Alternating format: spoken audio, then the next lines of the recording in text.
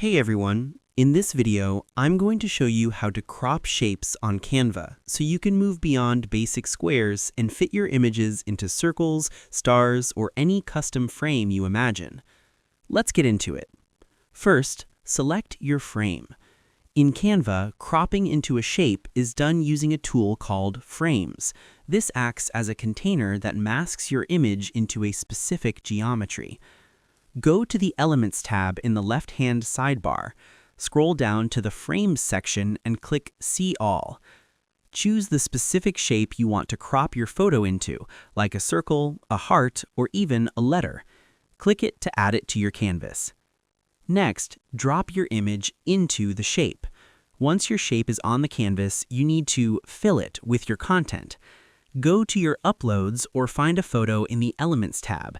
Click and drag the image directly over the shape frame. As you hover over the frame, the image will automatically snap inside the shape. Let go of your mouse and the image is now instantly cropped to that shape's borders. Lastly, adjust the crop position. Sometimes the snap doesn't align the photo perfectly. You can manually adjust what part of the image shows through the shape.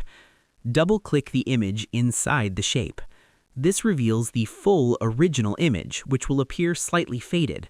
You can now drag the image around to center your subject, or grab the corners to scale it up or down.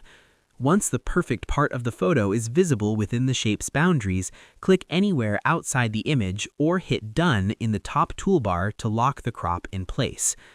And that's pretty much it. To crop shapes in 2026, use the Frames tool in the Elements tab. Choose your shape, drag and drop your image into it, and double-click to fine-tune the alignment. This is the fastest way to create professional, non-rectangular layouts for your designs. I hope this helped you out, and I see you in the next one.